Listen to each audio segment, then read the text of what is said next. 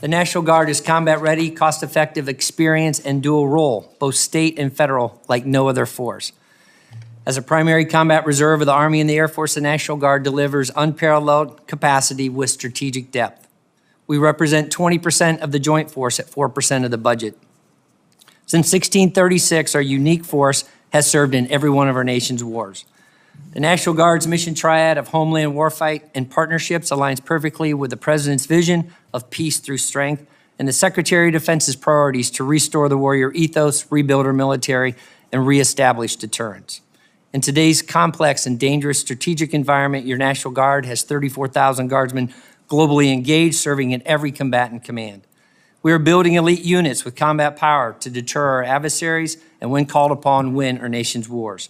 We will prioritize our warfighters, champion duty status reform, full-time support, military technician modernization, and improving medical access to build readiness. In the homeland, we operate 15 to 16 aerospace alert sites defending our skies. We are perfectly postured to support the Golden Dome Initiative, leveraging our expertise in air and missile defense and unique capabilities in strategic missile warning and ground-based interceptors. We currently have 6,000 guardsmen securing our southern border. Additionally, our counter-drug program disrupted $13 billion in illegal drugs last year.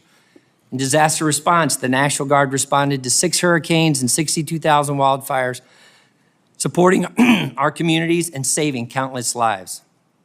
To sustain this ability and investments in foundational readiness accounts such as flying hours, facility sustainment, restoration, modernization, weapon system sustainment, and base operating support are critical to our military.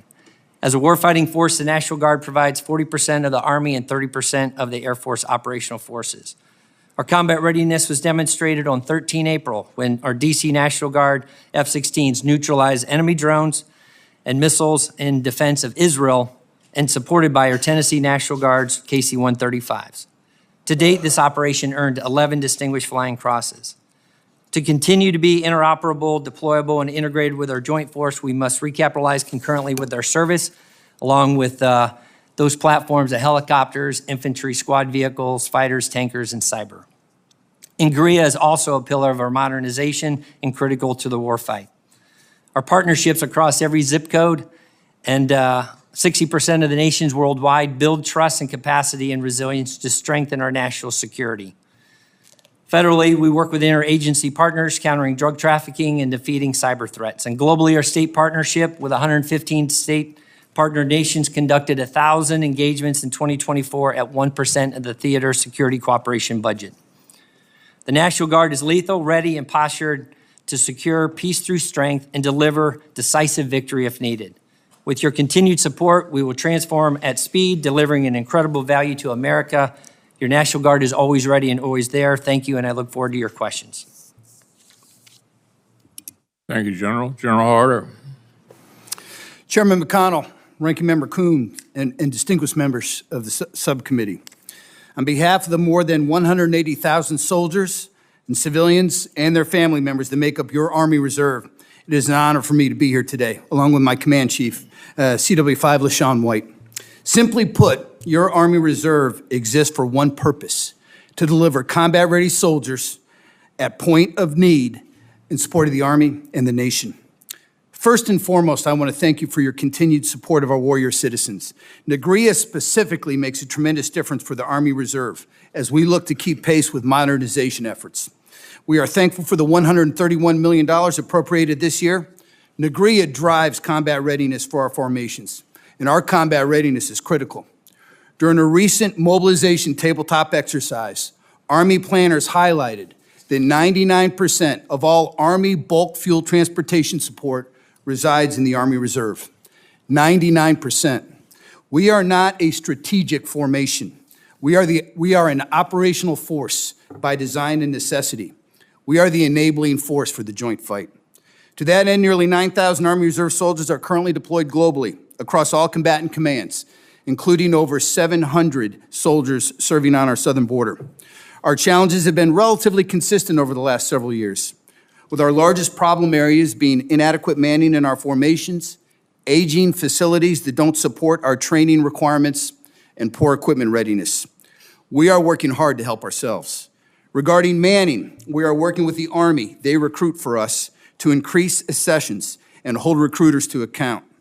We are driving on retention, implementing health and holistic fitness programs across our footprint, and revising processes for more deliberate career management of our part-time TPU population.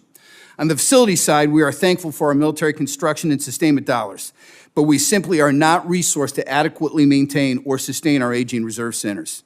As a result, we are relooking our stationing model with a focus on investing our precious facility dollars in locations that support recruiting and retention and allow for readiness-producing training. Finally, maintaining our equipment is hard. Nearly 80% of our equipment is stored at equipment concentration sites located across the country. These sites are funded to just 50% of our full-time mechanic requirement. To offset this challenge, we've initiated a pilot program to store critical fleets at 4 locations in Europe and the Pacific. And we've remissioned our internal support maintenance companies to conduct their annual training at our centralized sites, turning wrenches, fixing our equipment, and improving readiness. There are 3 areas that I would ask for your continued support. First, continued support of our reserve pay accounts, RPA, despite our end strength challenges. We are aggressively managing our people and seeing increased participation rates at our battle assemblies. RPA dollars make a difference. Continued support of NGREA. NGREA allows us to procure modernized equipment that drives lethality and readiness. Over the past 3 years, we've purchased 2,300 mission command systems, significantly improving our formation's ability to communicate effectively on the battlefield. Finally, we need consistent and predictable funding. Army Reserve soldiers balance civilian careers with military commitments, and continuing resolutions force us to delay, curtail, or cancel training events. Predictability is essential for our soldiers, their family members, and their civilian employers. We appreciate your support. Again, thank you for the opportunity to be here, and I look forward to your questions. Thank you, General Harter. Admiral Frost, why don't you go ahead? Good morning, Chairman McConnell, Vice Chair Coons, and distinguished members of the subcommittee. On behalf of our Chief of Navy Reserve, Vice Admiral Lacore, thank you for the opportunity to address you on this force, of which we are all extremely proud. For 110 years, the Navy Reserve has provided strategic depth for the fleet to deter aggression and, when required, prevail in combat. We are globally deployable and operationally relevant, integrating into fleet missions around the world, on the southern border, and filling critical gaps at sea today. With me this morning is Force Master Chief Tracy Hunt, who, in keeping with his title, has been a forceful advocate for Navy Reserve sailors throughout his career. He and his wife, Shyla, will retire in July after 36 years of exceptional service to the Republic. Thank you, Force Hunt. Over the past few months, our Navy Reserve C-130 crews have transported thousands of pounds of ordnance into the Red Sea fight, keeping our ships on station to intercept Houthi missiles, conduct precision strikes, and safeguard global commerce. When the fleet needs logistics, whether to deliver firepower or staying power, the Navy Reserve answers that call. Warfighting readiness is priority 1 for the Navy Reserve. Every drill weekend, annual training, exercise, and training dollar is focused on generating warfighting readiness. In April, the Navy Reserve officially met our authorized end strength for the first time since 2020, a result of exceptional recruiting combined with high retention. Today, 15,000 of our roughly 58,000 reservists are on active duty orders, serving in every AOR around the world. We deliver the Navy's intelligence and expeditionary combat capacity at half of the total force, and our Reserve Logistics Support Wing, flying C-40s and C-130s, operates 24/7, 365 in INDOPACOM, EUCOM, and CENTCOM. The Navy is designed to operate as a distributed maritime force, which demands an agile supply chain, and the Navy Reserve fulfills that demand. As Admiral Lacore has shared with many of you individually, the C-130 Tango Hercules, operated exclusively by our reserve component, is the Navy's only long-range intra-theater organic airlift for oversized cargo. That capability is in high demand from our fleet commanders. Last year, Navy Reserve airlift transported more than 80,000 passengers and 20 million pounds of cargo, sustaining expeditionary and carrier strike groups in every theater, delivering dive and salvage teams, resupplying critical munitions, and providing vital repair parts to keep P-8s on patrol in the high north, to keep F-35s flying in the Pacific, and Aegis destroyers on station in the Red Sea. However, our fleet is aging and lacks the integrated survivability systems to operate in a contested environment. Recapitalizing with the KC-130J remains our #1 equipment priority to ensure we can effectively execute and sustain intra-theater logistics missions in persistent operations today, in 2027, and well beyond. We're grateful for the strong bipartisan alignment on that priority. Finally, NGRIA is an essential appropriation as well for the Navy Reserve, and we are grateful for these high-impact dollars. But we need more. My requirements greatly exceed the Navy's percentage of NGRIA, and we would benefit from a more balanced apportionment of NGRIA because the Pacific fight will undoubtedly stress the maritime services. Chairman McConnell, Vice Chairman Coons, and members of the committee, thank you again for your continued support of your Navy Reserve and our sailors, civilians, families, and employers who execute and enable our mission success. I look forward to your questions. Thank you, Admiral. General Anderson. Good morning. Chairman McConnell, Ranking Member Coons, and distinguished members of the subcommittee. Thank you for the opportunity to testify on behalf of the Commandant of the Marine Corps about your Marine Corps Reserve. I'm honored to be here with my senior enlisted leader, Sergeant Major Edwin Mota, and my Command Master Chief, Mike Mussett, who's going to retire here after 32 years of service. The Marine Corps Reserve is a critical element of the total force, essential to meeting current operational demands while enabling the deliberate modernization of the active component. We serve as a scalable, ready force provider, reinforcing all 3 Marine Expeditionary Forces. We prioritize battalion-level deployments, but retain the flexibility to deploy smaller, mission-tailored elements to meet our emerging requirements. It has been a busy year since my last testimony.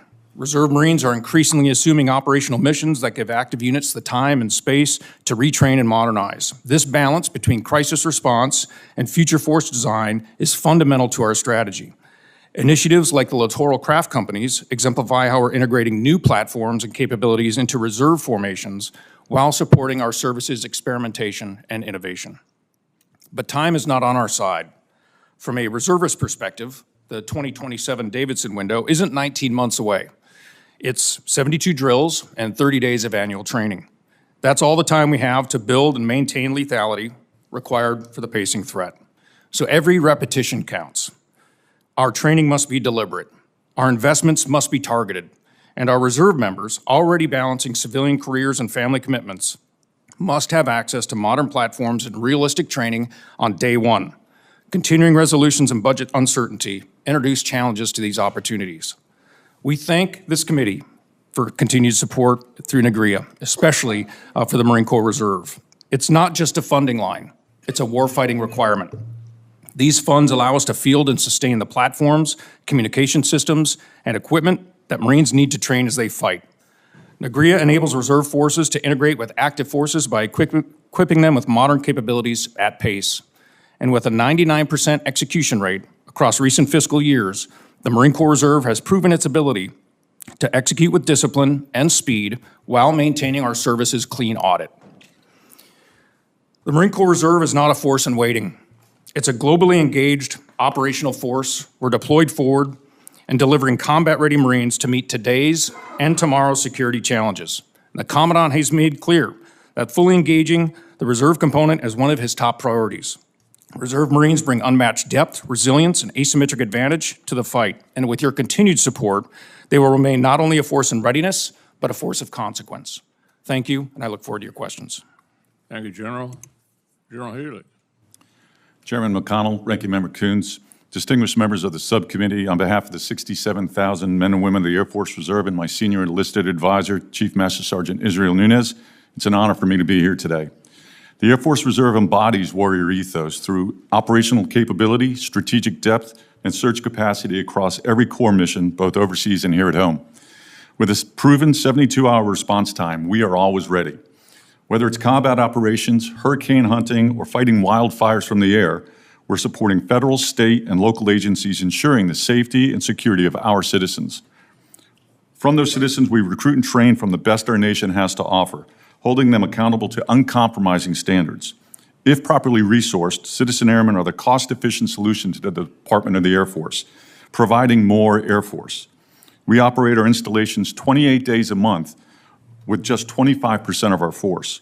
Compared to our active duty counterparts, we deliver mission-ready airmen for only 30 cents on the dollar. We are efficient, accessible, experienced, and we are lethal. The Flying Hour program is the foundation of our mission readiness and lethality. However, the $145 million O&M mark in the full-year CR left us $26 million in the hole. Flying Hour required plan will likely exhaust program funding by early September, putting aircrew proficiency at risk. Our FY26 budget request outlines our Flying Hour requirements, fully trained agile, combat-ready aircrew. The best operators obviously need the best equipment, so thank you for the $132 million of INGREA, but our readiness is still at risk.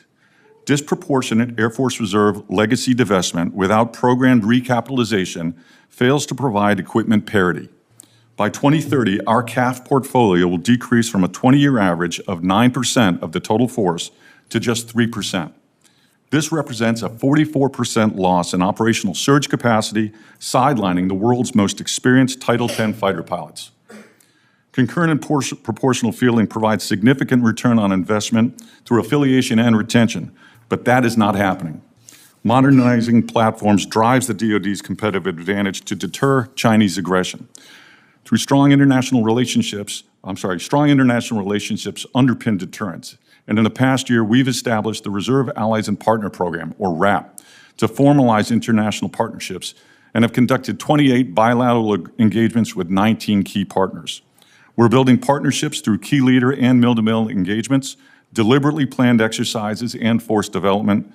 Our allies and partners' interest in Air Force Reserve integrated base defense and a professionalized NCO Corps helps build successful global partnerships and serves as a powerful deterrent. Thank you for the opportunity to appear before you today and your continued support of the Air Force Reserve, our citizen airmen, and their family. I look forward to your questions.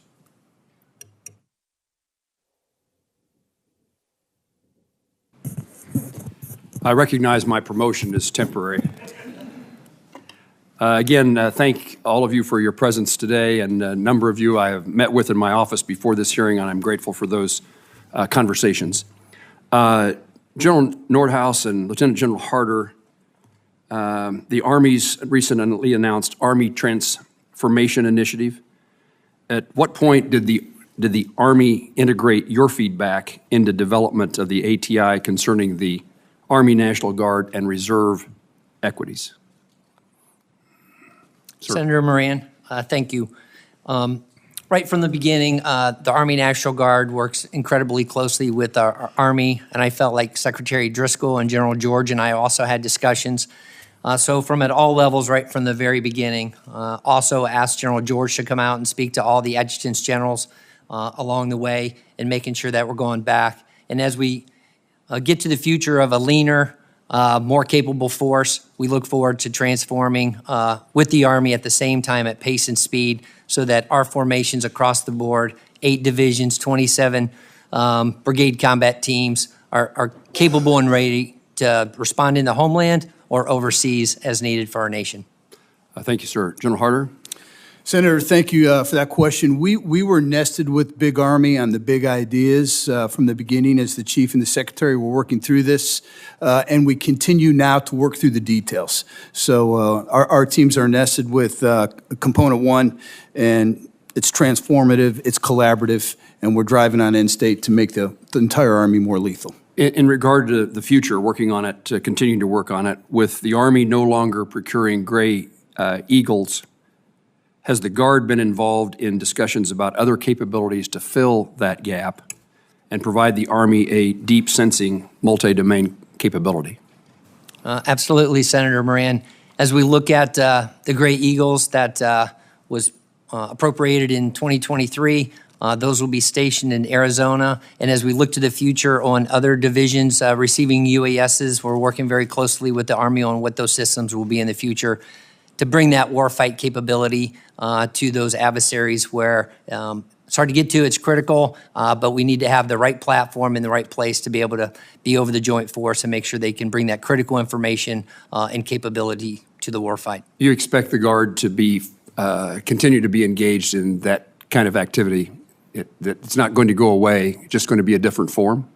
Absolutely, Senator. As we look to the future, the different platforms, we'll have to work with industry, the defense industrial base, and with the Army very closely as As we look over in Ukraine and other places in the world, UASs are a significant part. We have to be able to keep pace and really outpace. And the Air National Guard brings incredible innovation and capability to this space. General Harter, in your best military advice, how will deactivating the 2 reserve ECABs affect reserve capabilities for future missions? And what capability gap does this divestment create? You know, Senator, again, I've told the chief as we discussed this and the secretary, the United States Army Reserve exists, as in my opening statement, to support the total Army and the nation. We have a lot of capability in which we are the bulk of that capacity. Aviation is not one of those formations. We do use our aviation. I was just in Norway, where our aviation, Army Reserve Aviation helicopters were delivering 3rd Brigade, 82nd Airborne Division on an air assault. And so we are and have been nested with our Compa 1 teammates. So will there be an impact? There will be. But we are continuing to work through that with the Army to mitigate. My number one concern right now is taking care of our aviators and their crews.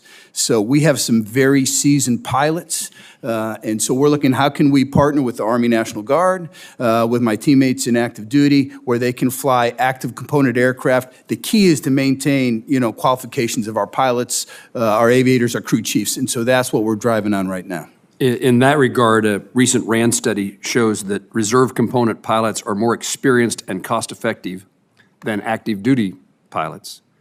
The study also recommends that the Air Force reevaluate its bed-down plans for the KC-46A to maintain an efficient balance between active and reserve components.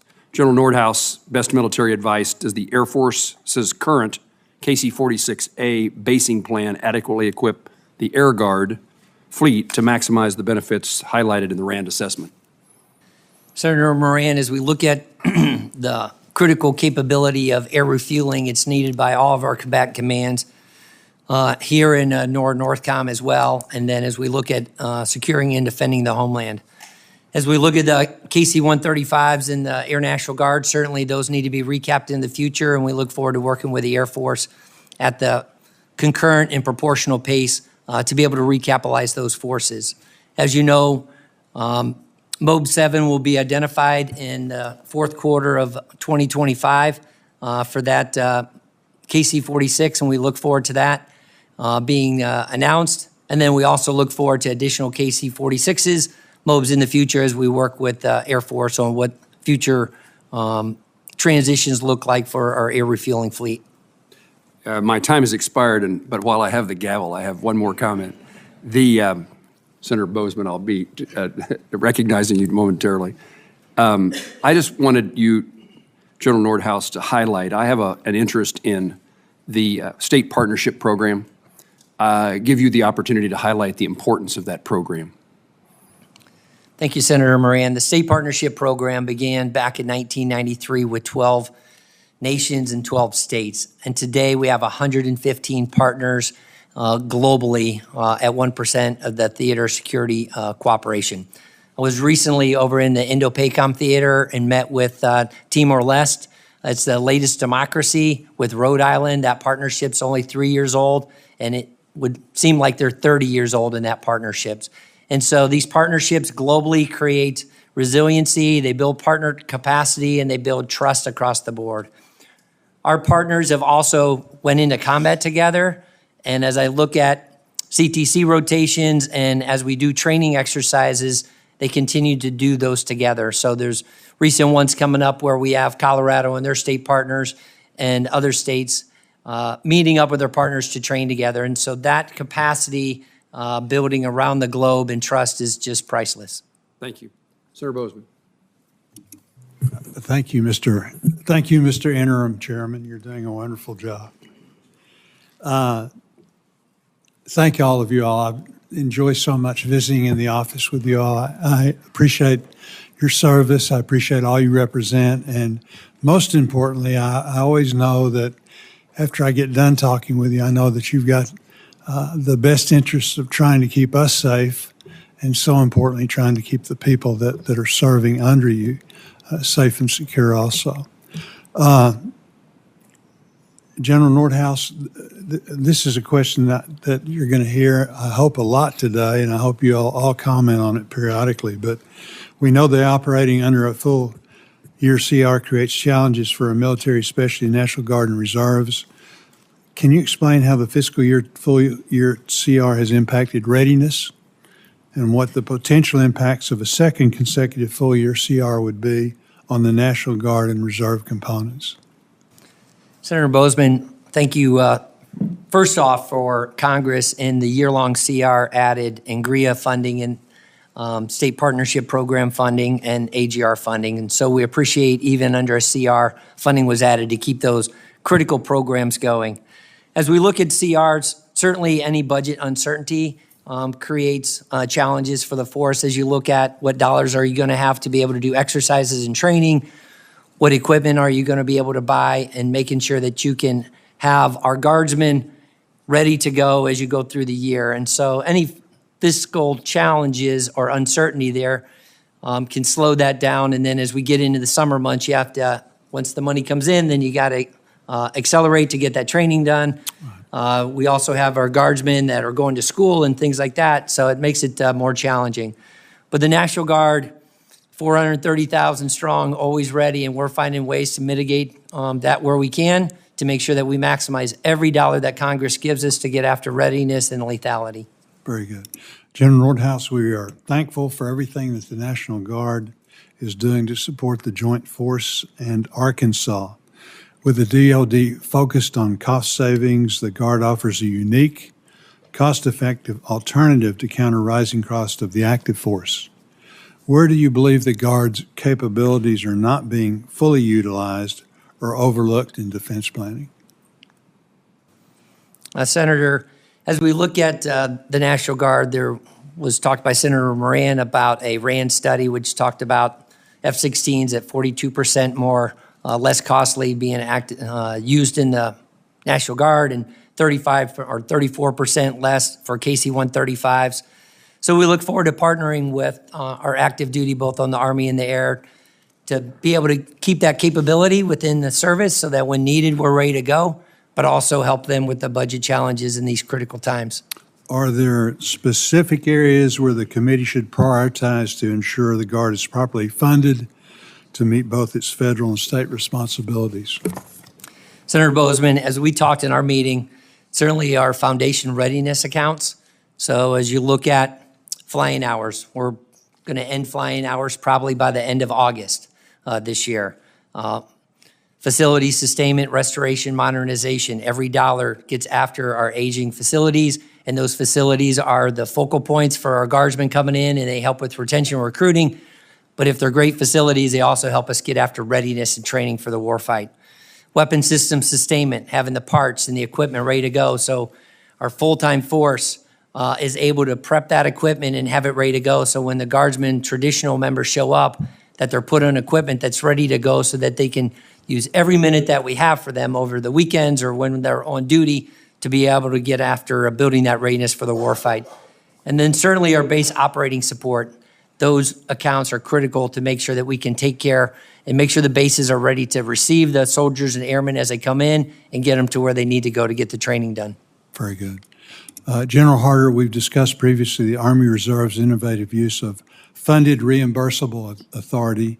It's clear you're thinking creatively about how to strengthen the Reserve's capabilities. Can you provide an update on how funded reimbursable authority is being used today and what challenges are limiting your ability to fully utilize this authority? Thank you, Senator. It was great meeting with you in your office too. Thank you. We got a lot of great folks from Arkansas on our team. Tim Griffin was recently with us. I will tell you, funded reimbursable authority right now, we're focused on using it in our military intelligence community, and it drives incredible amounts of capability and readiness for our Compo 1 teammates. And I think the more authority we have to use that outside of just the military intelligence spectrum with all the other capabilities that we bring to the fight, it's a value training for our formations and it delivers capability for the nation. So we'll continue to pursue that. Very good. Thank you, Mr. Interim Chairman. Thank you, Senator Boozman. General Healy, I didn't have a chance to ask you a question in the time allotted me. To Today's Air Force Reserve represents a much lower percentage of the Air Force's total fighter fleet than it did a decade ago. One proposal would maintain this fighter capacity is in the Air Reserve at the 442nd Fighter Wing by backfilling the current A-10 mission with F-15Es. In your best military advice, do you support that strategy? Thanks very much for the question, sir, and I appreciate you reaching out to your partners to the east with regard to this. I absolutely would support that. As in my opening statement, we are seeing a significant decrease in our fighter portfolio over the last 10 years. In addition to Whiteman scheduled to divest in 28, Davis-Monthan is scheduled to divest their A-10s prior to that. There's no planned recapitalization yet for the Moody A-10s. The Nellis F-16s are divesting at the end of this year, and there is no program replacement for the F-16s at Homestead past 2027. All significant decreases in our fighter portfolio. Specifically to the 442nd, these are the guys and gals that specifically are the warrior ethos. With the scheduled divestment of 2028, they volunteered to go deploy one last time in 27 to make sure that they get one last chance to give the hog a look. They're a fantastic unit, and they're one of the fun units to go visit as well. With regard to recapitalization, there is no planned recapitalization, but I see the opportunity to provide more Air Force, and the 442nd is an opportunity to provide more Air Force. I provided data supporting the fact that an F-15E 220 engine, we can operate $28 million cheaper a year than the active duty can. We can provide cheap rails for the fight, and that's one of our benefits. An EX squadron, barring procurement, we can operate at $24 million cheaper. An F-16 unit, we can provide at $12 million to $16 million cheaper per year. Each of these opportunities I've provided to my senior leadership and to the programmers for consideration, and my hope is that they'll consider them further to maintain the fighter floor that Congress has put in place and maintain the floor with regard to divesting the F-15Es as well. Thank you for your answer. You can see this is an important issue for me to be advocating for that rival state, Missouri. We do mostly just fight across that state line, but this is a benefit to both states and certainly to the country. So, yes, sir. Thank you. Thank you very much. General Nordhaus, I want to see if you can highlight for me the value of red teams. The 184th Air Wing in Wichita provides red team capabilities across the force. In your best military advice, do you think the current red team force structure is adequate? And if your answer is yes, then I don't need to ask my second question, but I assume the answer might be that it could grow and have a mission.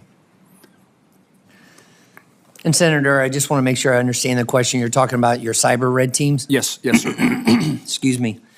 Yeah, as we look at this cyber capability in the Air National Guard, it is robust. We have 12 cyber protection teams right now and multiple capabilities across on the Army National Guard side as well. Cyber is a growing area where we look at not only defense, but offensive capability, and the red teaming to be able to come in there and work back and forth is critical.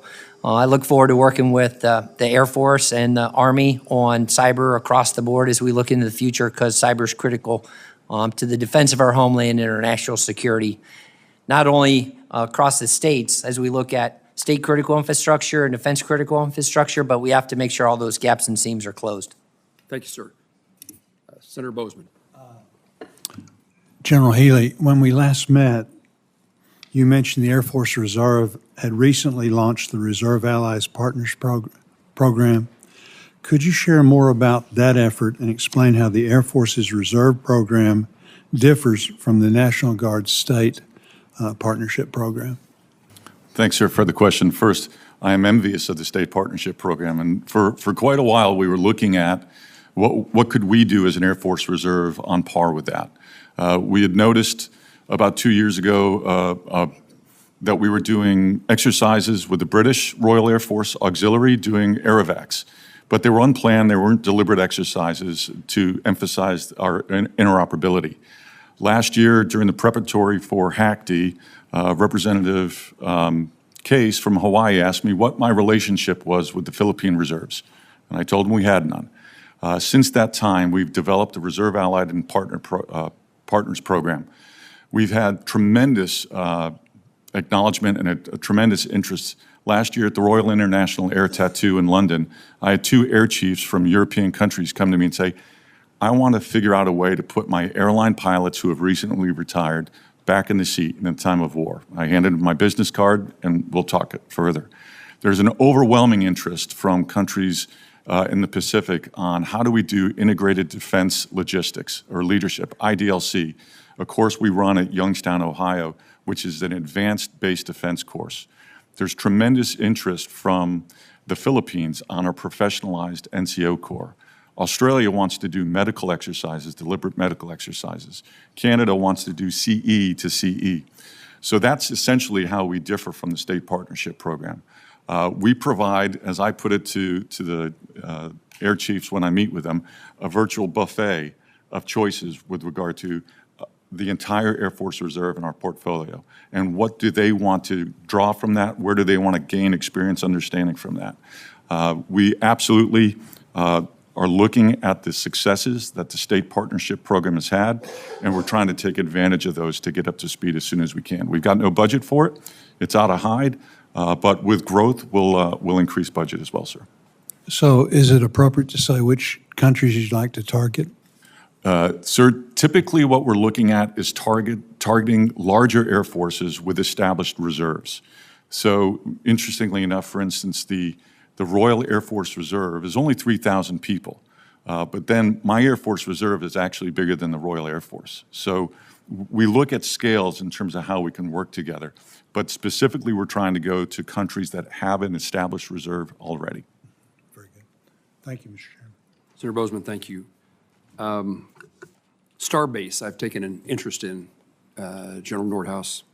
But following the CR, our fault, not yours, we've experienced these temporary closures of star bases, and that is troublesome to me. And again, we'll do everything we can one more time to make sure we don't have another continuing resolution. But how long, how can the current funding get this program through this fiscal year? What do you expect? Will there be another pause, or can we get through the fiscal year with the money that you have? Senator Moran, first off, I'd like to give a shout out to both of your adjutants generals as star bases go across the 54. There's 90 locations, and General Venerdi and General Bridges, once again, just do amazing work. And so as we look at the star base program, I don't have the exact dollars, so we'll have to get back to you.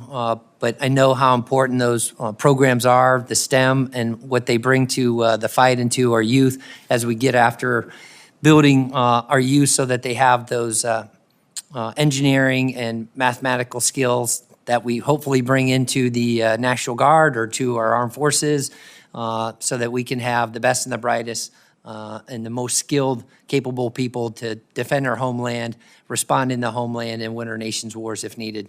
I'll get back to you on the statistics and facts. Thank you very much. We were discouraged to learn that star bases were going to conclude their work, and enough money, fortunately, was found to keep them temporarily going. I would like to see that we make it through at least this fiscal year and give Congress another chance to, and the administration to get its work done. And thank you, Senator, for the support. You're welcome. My final question is of the leaders here who have not answered this question, for the record and for our use with our colleagues, what's your experience with the continuing resolution, with the consequences? Help us make the case that a continuing resolution is not, I mean, we've never done what has happened this past year has never happened before. Tell us why it shouldn't happen again. And I'm not sure, several of you have spoken about this, but if you have something you'd like to make the case for us or help us make the case, I'd be glad to hear your answers. General Anderson, you seemed anxious. Yeah, well, from the maritime side of the table, Senator, Yes, sir. I have 3 different areas really in the CR, and again, thank you for the NGRIA under these conditions. That was certainly helpful. But where it most affects us is people. As you know, with reservists, our most precious resource is time. And what I lose is time with reservists under a CR. How? First of all, the active duty support orders, those have been turned off for the rest of the fiscal year, or any additions to that, I should say. So some of that would certainly affect our exercises and training. What we see as we integrate with the active component, as they have to reduce some of their exercises due to their operational funds being reduced, is that now there are limited opportunities for our reservists to train alongside our active component, which is exactly how we're going to operate in Indo-PACOM. And then lastly, we've had to discontinue our enlistment incentive bonuses for reservists. So now there's reserves that wanted to stay in, they haven't been able to sign up, and we're hoping for the next fiscal year that we are able to keep them on board. And as his amphibious partner here, thank you for saying the naval services. I would say, again, I would echo the thanks for the NGRIA in the CR. Those are very high impact dollars for the Navy, and as well as the 2 C-130 ads that came with the CR. But the CR was also informed by conditions that are a year old. So specifically to our reserve personnel Navy account, our manpower account, when the committee made good marks on that account when we were not executing strength, we're in a different situation now. We made end strength in April. We're going to end the fiscal year above authorized end strength, but within controls due to the success of our recruiting effort. And so that reality doesn't necessarily carry through in the process when we're taking a CR and carrying it forward, if that makes sense. Thank you.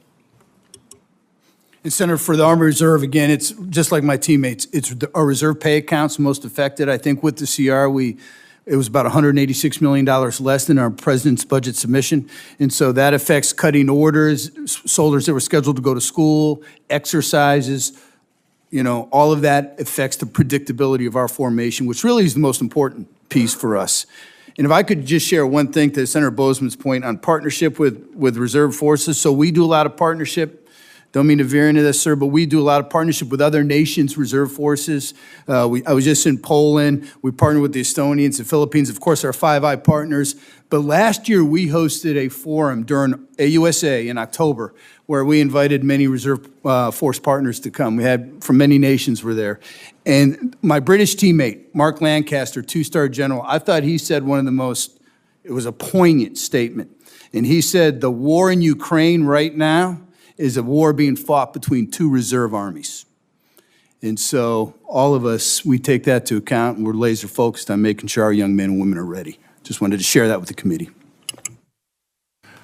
Sir, from the Air Force Reserve, the biggest thing that the year-long CR affects us with is the ability to be predictable and stable.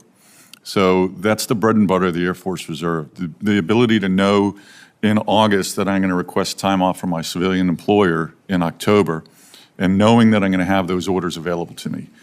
What's ultimately happened is we've driven behavior changes where reservists will no longer sign up to serve in October because they can't adequately predict that they're going to have orders to work. Likewise, from a training perspective, when I look at exercise planning, we are very hesitant to plan on exercises in August and September because if a CR exists long-term, or if we get marked later in the year, as in this year, we're likely not going to have the funds or the manpower to be able to participate in those exercises. Much like the Air National Guard said, and in my opening statement, we are likely to ground our airplanes the first week of September this year because we're $26 million short of executing our flying hour program. It's going to directly affect the degree of how ready we are, sir. Moment of sunshine has come to an end, and my temporary position is disappearing. But thank you all for your presence here today, your leadership, and we have the greatest regard for you and for the men and women you lead. Thank you. Senator Coons and I had a couple of votes, so I'm not quite sure where you all are, but let me address the things that I'm concerned about briefly. Well, what are the lessons that the National Guard and Reserve are drawing from ongoing conflicts in Ukraine and the Middle East, particularly regarding the changing nature of warfare, including the use of drones and other emerging technologies? And how are these lessons influencing training, force readiness, and future resourcing?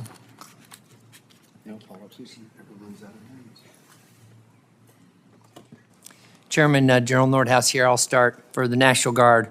Certainly, as we see the war in Ukraine, the use of drones, being leaner, lethal, more mobile, being able to take formations and maneuver them around and have the capability to take down threats from counter UAS and maintain air superiority in the future is going to be absolutely vital.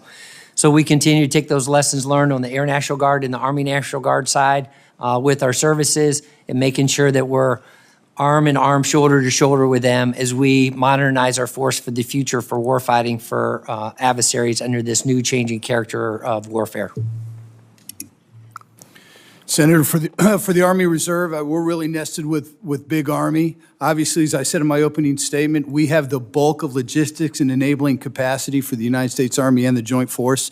So when you saw Russia grind to a halt in the opening days of that, it was sustainment. It was their logistics. They had no logistics tail. So we are driving hard on making sure our exercises are integrated with our Compo 1 teammates. Here in June, I'll be doing an exercise at NTC, kind of in support of an active duty formation, one of my brigades will. And the Army is implementing all the lessons learned with drones, ubiquitous sensing, dispersion. The Army units that are surviving at our national training centers, it's back to the basics. It's overhead cover. It's just making sure you disperse. It's reducing your electromagnetic signature. So those lessons are absolutely being pushed into the Army. It's why the Chief is driving on transformation and ATI. Well, General Harter, a little closer to home, I've got, just like my colleagues have probably, significant defense facilities in Kentucky. Fort Knox, for example, is home to the Army Reserve Aviation Command, the headquarters for all aviation assets within the Army Reserve. What specific impacts will the ATI restructuring plans have on Army Reserve Aviation Command at Fort Knox? So, Senator, or Chairman, we are still working through that with the Army on the reducing our two ECABs, Expeditionary Combat Aviation Brigades, one of which is headquartered along with the ARAC headquarters at Fort Knox. We're assessing the impact and looking at what rotary aircraft we may retain in the Army Reserve. But I can tell you at Fort Knox, the Army Reserve is investing. In addition to the ARAC, we have a 2-star training command headquarters. I have another 1-star training command headquarters. I have one of my equipment concentration sites. So we are looking to better maximize the training opportunities that Fort Knox provides for the Army Reserve. And I'd be happy to follow up with your team on exactly what the impact is of the aviation restructure. Senator Coons. Thank you, Chairman. Let me start with a question about the State Partnership Program, if I might, General Nordhaus. You know I've long been an enthusiastic supporter. You mentioned 115 nations around the world. In my view, the proof of concept of the State Partnership Program is best exemplified by the California National Guard Ukraine partnership that goes back, I think, to 1993. I had the opportunity to visit Ukraine in 2016. Obviously, they were engaged in active combat in the Donbass, but the transformation of the Ukrainian military from a Soviet style to a NATO style, US style, I think was significantly facilitated by that partnership. Do I misunderstand? Am I correct? Senator Coons, I would completely agree with your statement. And we're seeing that across the board where our partnerships, it starts mill to mill, but then goes mill to civ and civ to civ. And so it builds these trust partnerships, it builds partner capacity, and it builds resiliency not only with their nation, but we learn from each of these countries as well. We bring that innovation spirit back to our formations, and it makes us stronger all the way across the board. Are you going to receive funding through this CR, FY25 CR, in time to prepare for summer exercises that are relevant to these particular missions? Senator, I do want to thank Congress. In this year-long CR, we were able to receive funding for our state partnership program, so thank you very much. We are putting it to good use. We are short a little bit, as I have states that are looking in the Indo-PACOM theater to do exercises, and so we're pulling together and trying to mitigate those impacts. State of Washington is working with 2 of their partners to put on an exercise. I think we're going to be able to figure out how to do it, but we look the growth of the state partnership continues to be robust. This year, we're adding 9, And so as we look to the future, funding of the state partnership to match the slow and steady growth, I think is very critical to that.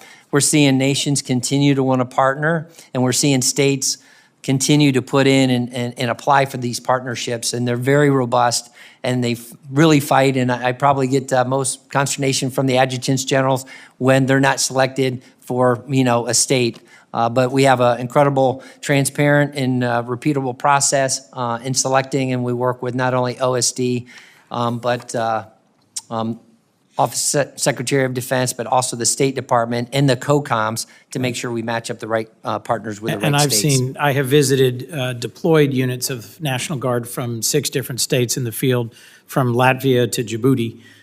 My hope is that my state, which has long had a partnership with Trinidad and Tobago, has an air reserve or air guard function in cyber, and may well be able to expand to Malta, but that's a competitive process.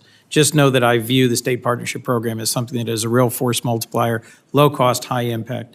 We talked about KC-130s. You mentioned that as the next platform. I'm concerned about the NGRIA accounts. I think literally all of you referenced NGRIA and the importance of keeping whether it's old aircraft or other platforms working, and money that's going into maintenance that could instead be put into new platforms that would require less maintenance. I would just be interested in you are supposed to, all of you, be receiving proportional and concurrent fielding of modern equipment, but we are at or near the lowest level in a decade of that. Air Force Reserves, for example, spends nearly 70% of your NGRIA allocation just to keep very old aircraft working, money that could go to modernization because of, again, the 166 in Delaware. I'm very attentive to the C-130J modernization, but I'd be interested in your view about what's the value of modernization upgrades for C-130Js? What's the value across any of your services for more NGRIA funding and that balance between maintenance and upgrade? I'll start with General Nordhaus and then move to Lieutenant General Harter and then move to Lieutenant General Healy, if we might. I could see interest. Thanks, Senator Coons. I'm going to quickly take you back to my time flying the F-16 over forces in Iraq. And so I'm over the top, and without NGRIA, I wouldn't have a lightning pod that I could have used to save lives on the ground. I wouldn't have had the engine in the jet to give me the thrust capable to meet and defeat threats. As we look every year, whether it's in the MAF community or in the CAF community, those forces make us not only modernize those equipments, but they make us combat interoperable and capable to be part of the joint force, whether it's here in the homeland to be able to do our homeland defense missions with AESA radars on our F-16s that enables us to have the capabilities we need for the NORTHCOM mission, or to be able to have jamming pods that are needed to fight up at the next level for adversaries that we might face. General Harter? Yes, Senator, NGRIA is absolutely essential. We receive less than 1% of the Army's procurement budget. And so our fleets are aging. I talked about the percentage of fuel and logistics support that's in the United States Army Reserve. And so we do use NGRIA to procure exactly those systems. We have been focused more on communication and network and survivability in that spectrum on the battlefield to try to encourage my Army teammates to help us with the cascading effect of that critical equipment. But NGRIA is essential to plugging that modernization gap. Thank you, General. General Healy? Yes, sir. NGRIA is an absolute essential part of our budget. That's 55% of our procurement dollars right there. We use it much like General Nordhaus said. Our F-16s at the 482nd down at Homestead, the oldest F-16s in the inventory right now, but they have an AESA radars in each one of them. They've got EW pods, and I equate it to we might be bringing a knife to a gunfight, but it's a really good knife. So we use it for modernization on that end. Meanwhile, as you mentioned, the majority of our fleet, 88% of our fleet is over 39 years old. So it's everything we can do to keep them involved in the fight through secure comms, ensuring that they know what their surroundings are when they go into the Pacific, making sure they have infrared radar detection systems, up-armored and so forth, make them more survivable as well. General Harter, you referenced in your opening forward deployment of some of your equipment. into potential theaters.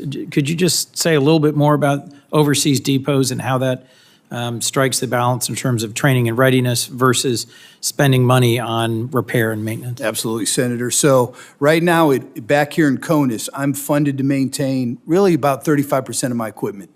About 25% is maintained at home station. The rest, 75%, is maintained at one of my equipment concentration sites. In those mechanics, I'm funded about 50% of that requirement. So I really focus on units that are deploying, units that are going to major exercises. So we thought, why not, let's start positioning some of those critical fleets forward. We, the Army Reserve, are maintaining that. We're coordinating with Army Materiel Command. I have one-star commands in both Europe and Pacific theaters. So right now we have a maintenance company on the ground in Europe. We're looking to put one of my bulk petroleum transportation companies there, as well as an ordnance and ammo company, and we're looking to do the same thing in the Pacific. Posture the fleets forward. The Army Reserve we're the ones with the equipment that's going to be called upon. Let's close the gap on time and distance. Should something bad happen, let's have it in theater. We'll maintain it, and we're going to continue to work that pilot, Senator. So if I hear you right, the tyranny of distance means better to move the really heavy, big stuff long way first, and then have the people follow it, rather than have the people and the very heavy stuff here and not be able to move it and not be relevant if things evolve. Exactly right. Plus, we can focus on maintaining it over there. I think the my brother was second armored, the logistics lesson from those first few days of the conflict in Ukraine were huge, and that's part of the challenge of keeping an actually combat-capable force. A question to all of you. I understand there's another senator coming, so I'm just going to keep asking questions, unless you interrupt me, Mr. Chairman. Well, I think that Senator Shaheen and Senator Hoven are on the way. Is that right? Senator Shaheen. Good. Hope they get here soon. I've got more questions. On readiness, because of the CR, the continuing resolution, the department didn't make a request to pay for the southwest border or overseas operations. And both of these would normally be done in a supplemental. The way the department chose to implement the CR takes billions out of the base budgets to pay for these other deployments and missions. I'd be interested in hearing from each of you how you've been impacted by the CR generally and the trade-offs you have to make, training, maintenance, how the hiring freeze and the DRP has impacted your workforce. And I have a particular question about the MilTech shortfall. If anyone wants to speak to the OPM process and how it's working to literally have to have approved one at a time your MilTechs, I'm very concerned about how that's impacting readiness. I'll start from General Healy, who seemed quite excited about the MilTech point. To get to that point first, sir. So we currently, as I mentioned in my opening statement, 28 days of the month, our full-time force is 25%, and that's what mans our bases, to keep the lights on. They're also the instructors, the evaluators. They're the ones who train and get ready our part-time force. Through normal movement, they are scheduled to move around the country into new positions, a PCS, a permanent change of station. Part of that is considered a new hire. So they apply for the job and they go. Of the 440 people that were caught in this, dual status technicians during the hiring freeze, they were considered civilians, can't move, can't hire them into the new positions, even though they were existing dual status technicians already. On April 2nd, it was identified as a major impasse to us, and they were universally exempted from DRP.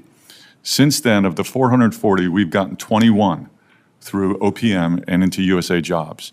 And the direct effect on readiness is, as I stated, these are the instructors, the evaluators, the people that teach our traditional reservists how to get ready for their future deployments. So we will see an impact in the beginning of 27 or 26-1, or the first half of 26, and the second half of 26 with the readiness state of our deployers going out the door, sir.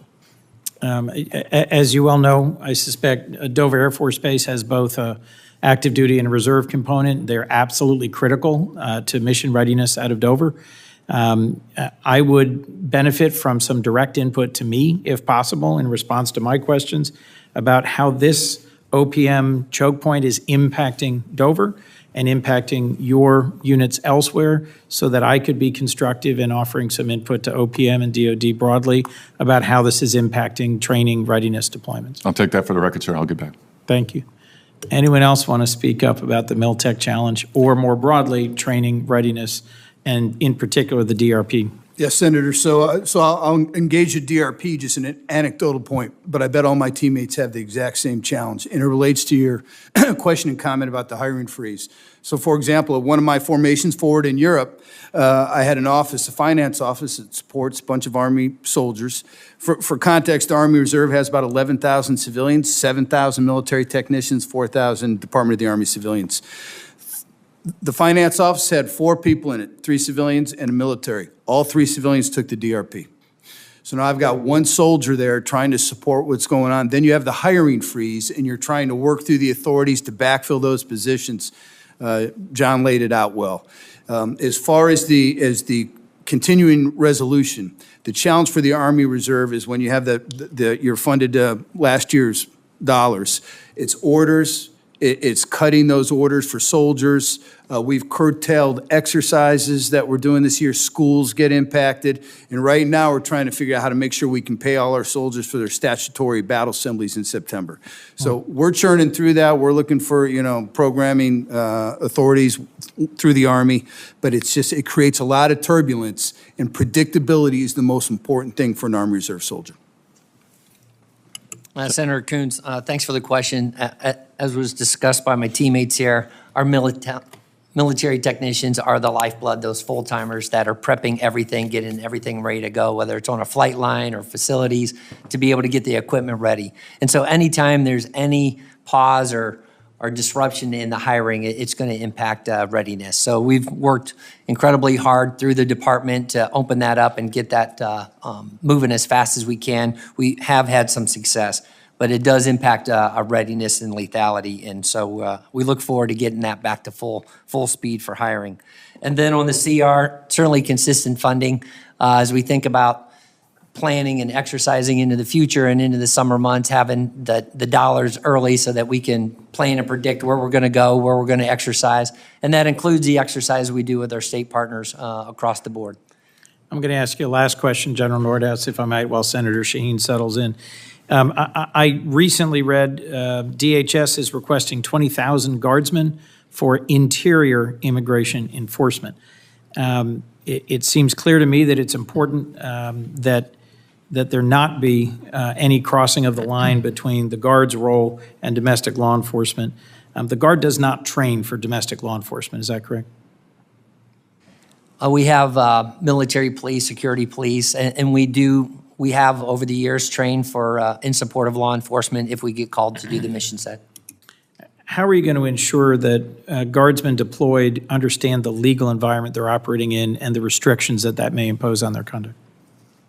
Senator, if you look at Presidential Inauguration 60 or 59, anytime our folks get called up to a mission to support, those are all things that we go through. What are the rules for the use of force? What's the legalities, law? What mission sets are they going to be on? What equipment do they need to be able to do the mission set? So we're very focused through the adjutants generals to make sure that they have the training and they're being put on missions that they can support and do following the Constitution, the law, and any policy or guidance that's laid out to them. Thank you, General. Senator. Okay, Senator Jane, I think you're the last one coming. Well, thank you, Chair McConnell and Ranking Member Coons, and thank you for continuing the questioning so I could get here. Good morning. Thank you to all of our people testifying this morning. General Nordhaus, I want to again thank you for coming to New Hampshire to see the 157th at Pease. As you know, they do an excellent job. And one of the things that we discussed on that trip and on other occasions has been the ongoing logistic composite model, the LCOM study of Pease and other operations around the country to take a look at releveling. And as you heard from us loud and clear at Pease, that would affect the 157th's ability to support Transcom. There would be about 12 positions for maintenance that would be threatened that would have an impact on the ability to keep that KC-46 fleet up and operating. And we're very proud of that as the first Air Guard in the country to get the KC-46. So can you give me an update on the status of the LCOM study and what when you hope that to come out and what might be the end point of the study?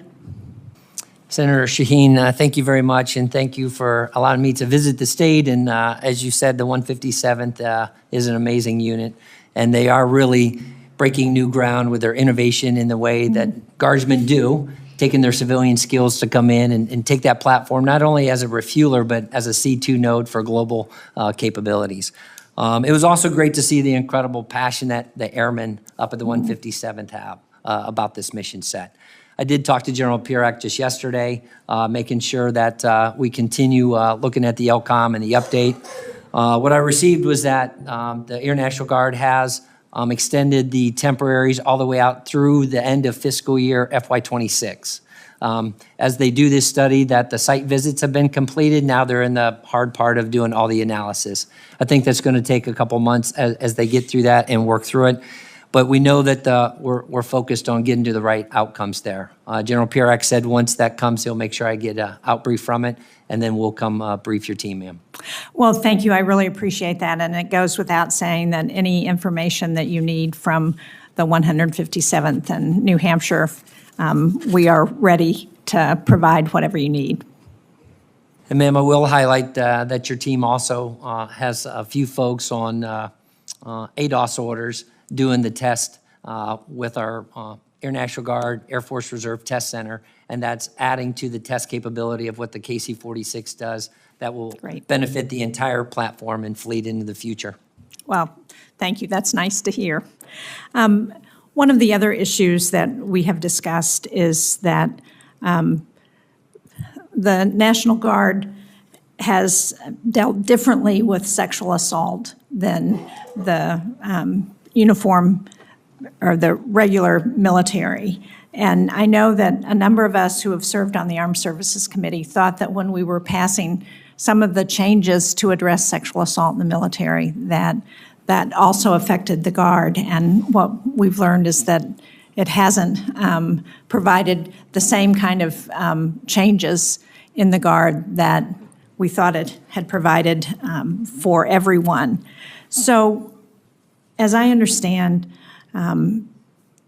sexual assault response coordinators and victim advocates are supposed to cover gaps in victim support due to the lack of full-time resources, and that the Army National Guard brigades are required to be assigned a full-time SARC and SAPR VA, but no additional full-time positions or resources have been assigned to New Hampshire's Army National Guard. Sadly, we have had some allegations of sexual assault in the Guard. They have been investigated. But can you tell me, is the National Guard Bureau planning to send additional full-time resources to states to fulfill the regulatory requirements and to address the elimination of some of these positions? First, Senator, thank you very much. The National Guard has zero tolerance. They know that from me all the way down through both of our directors and the adjutants generals. And so we take this very serious, that everybody will be treated with dignity and respect, and our service members that are war fighters, that they need to prep and be ready to go, and we got to take care of them. The Independent Review Commission had some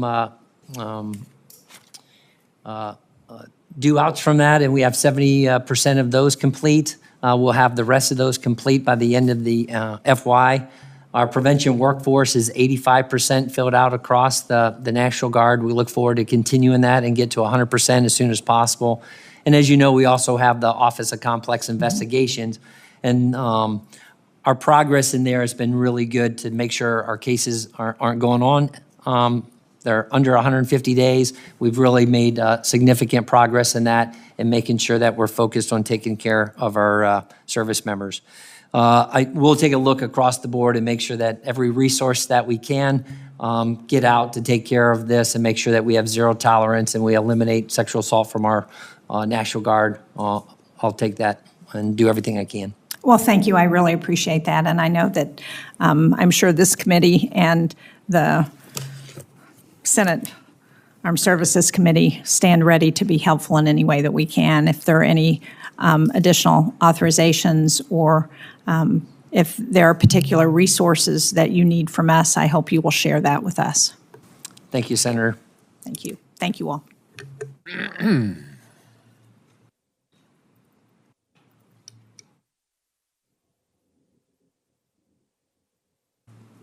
We are waiting for her. I need to leave shortly, and is Senator Murkowski? We understand she is en route. Looks like we have one more senator heading this way. Let me just say, when Senator Murkowski finishes, if there are no further questions, senators have 1 week to submit additional questions for the subcommittee's official hearing record. We request for a response from our witnesses within 30 days after that. And we'll stand in recess after Senator Murkowski finishes up. While we wait for Senator Murkowski, Rear Admiral Frost, you referenced, if I recall correctly, hitting your end strength and having particularly successful recruitment and retention. That's been a challenge across many different branches for different reasons for many years. Why have you seen particularly successful recruitment and retention? I appreciate the question. First of all, I think we took ownership of the recruiting mission for our prior service part of the force, which is 2/3 of our force. And that has really made a difference. We stood up under the Navy Recruiting Reserve Command, 5 designated reserve talent acquisition groups that have gotten after that problem ourselves. And I think ownership makes a difference, and we've done it. We're also 5 years into a transformation effort across our force as a resource sponsor to shift from what has been an operational support mission over the last 2 decades of the global war on terror to great power competition and to prepare for 2027. And I think that relentless focus on mission and warfighting readiness is important and resonates in the force as well. And we've seen extremely high retention. If I could take just a second as well to mention your logistics tie to Ukraine. I think that's really important for the Navy Reserve, and the same challenges that you've seen in that relatively compressed battle space. If you consider the Pacific and what we're going to face there, that's what really underscores the importance of us recapitalizing to KC-130Js that are going to double our sortie rate, that are going to pump gas twice as fast to customers on the wing, that are going to triple our footprint that those individual aircraft can cover, and then push 8 times the gas into the fight. That is going to allow us to cover that dispersed battle space. So that's something really important for us to get after. So I appreciate your support on that. Senator Ricketts and I just traveled to the Philippines and Taiwan together.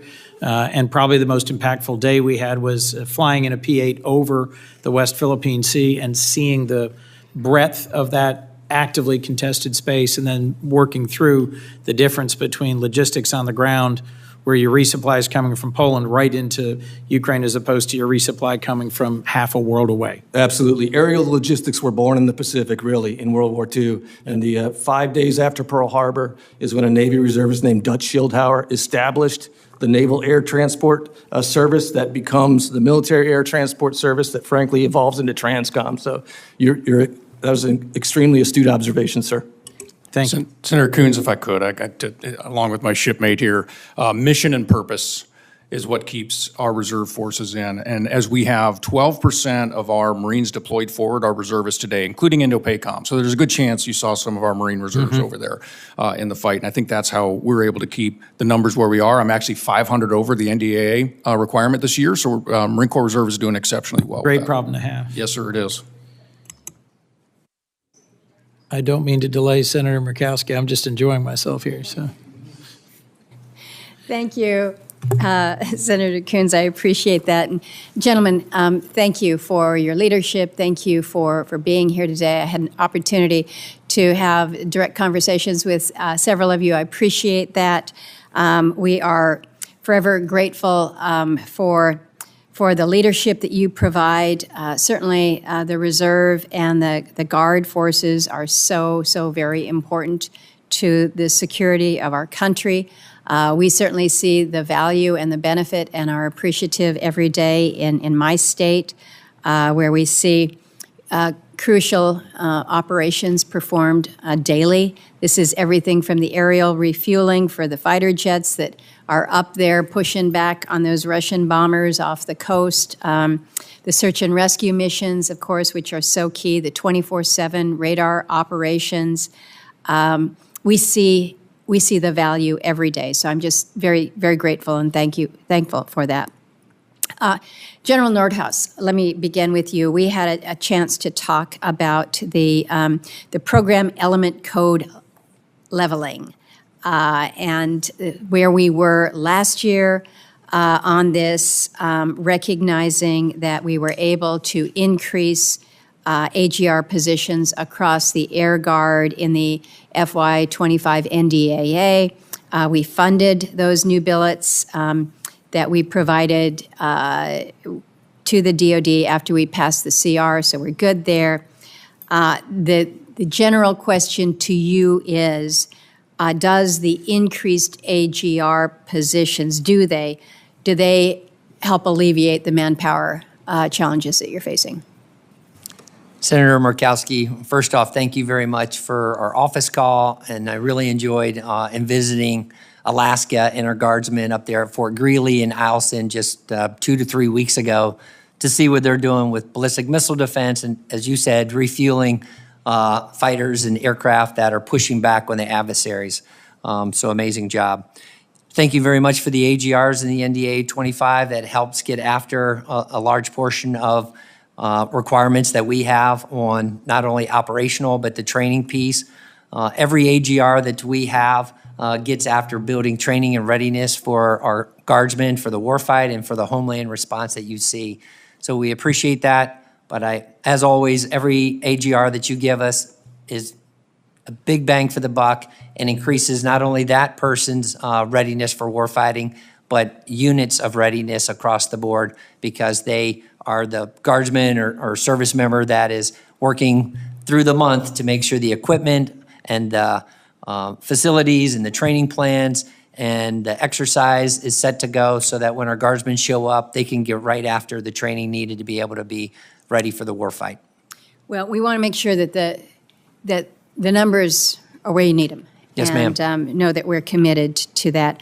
I wanted to ask you another question, and this relates to the effort, the legislative proposal that would compel our guardsmen to transfer into the active duty Space Force. This was a proposal that was largely adopted last year during the NDAA. Air Force has argued that establishing a Space National Guard doesn't make any sense. I respectfully disagree with that. For a host of different reasons, I recognize that. But one of the things that we hear from Air Force is this perceived cost of establishing a Space National Guard. When we talk to the National Guard Bureau, they estimate that standing up 14 units across 7 states only costs $250,000. Now, it's a pretty modest investment, but then when you look to the potential loss of expertise, if you have guardsmen that choose to move on rather than be forcibly transferred, I think you have to factor that in. Rebuilding capability is significant. We're told, and this is a recent survey, March survey by the National Guard Association reinforces that only 8% of Air National Guardsmen currently serving in space missions expressed any interest in transferring to the active duty Space Force. So you mentioned that you were up in Greeley. I'm going to have an opportunity to be out there next week. I'm hoping to get out to Clear pretty soon as well. But this is an issue that I'm hearing folks talk about up north. And so can you share with me your perspective on a Space National Guard and the cost benefits of moving Air Guardsmen to space? Thank you, Senator, for the question. I was a previous AF Space Commander for SpaceCom in my previous role, so I intrinsically know the space demand and understand it's not a benign environment. Also, as a channel of communication from the adjutants generals and from the governors, they are support of maintaining their space mission. The National Guard has been conducting the space mission for over 30 years, as you know, with the 14 units, from ballistic missile defense to space warning, space control, and we have 60% of the electronic warfare. And looking into the future, I'm excited for the National Guard, and I think we're perfectly postured to support the Golden Dome Initiative, as we already do the Homeland Defense mission on multiple things, and I look forward to working with General Gutlein. We are currently executing the congressional mandate to transfer the space units, and we are focused to ensure that there's no loss of mission capability while we're taking care of our space professionals. I do look forward to working with the new secretary under his vision for space as we go into the future. I did talk to General Pirak yesterday and got the same figure, which is about $250,000, which would be really changing some name tapes and heraldry to keep the space mission in the National Guard. Well, it just seems to me that there are ways that we can do this, and some ways that are going to be more complicated and perhaps more expensive, and we're able to keep good people where they want to be, or we can make it more challenging. Last question, and this is directed to you, General Harter. We were able to talk about the National Guard and Reserve Equipment Appropriations account. I made the observation that sometimes when you are not actually able to be your own advocate for your own budget, that sometimes it might feel like there is a shortfall, or perhaps you are second in line, maybe even beyond second in line. And I get that, and I want to make sure that that you have the resources, the modernization effort that others have, that you're not kind of left behind here. We expect you to be able to be ready to deploy right alongside our active duty forces. So given what you have detailed to me about the increasing demands on the Army Reserves, can you share the prioritization that you think has to happen when it comes to the modernization efforts as we're considering our FY26 approach? No, thank you, Senator. It was great to see you yesterday. Talk a little bit about Alaska, but it is your Army Reserve again delivers 70 to 80, sometimes 90% of the logistics, sustainment, enabling capacity, not only for the Army, but for the total joint force. We currently have 1% of the procurement budget. So the NGB dollars that are allocated are absolutely critical. We continue to prioritize our equipment fielding, especially engineer equipment, logistics equipment, tankers. We prioritize that through the Army. We work with the Army on getting a bigger piece of their modernization effort. It's all about risk to the total force. I'm not delivering fuel to myself. I'm not purifying water for the Army Reserve. That's not why I exist. And so, again, we will continue to advocate for more NGB, and we will continue to appreciate your support as we continue to try to modernize and keep pace with the total force. Yeah. Well, Mr. Chairman, we focus so much on those that we're actually able to see that are out there executing the mission, and we forget that jet doesn't get up in the air without the fuel. And how does the fuel get there? It's kind of like, how do the lights turn on around here, right? We forget about all that. We cannot forget about that. We have to make sure that when we're talking about our budgets, we make sure that it's executed fully throughout the line here. Thank you so much. I have overextended my time, and I know our panelists have been here for a period, and just, again, appreciate the leadership and the opportunity to raise some issues. Thank you.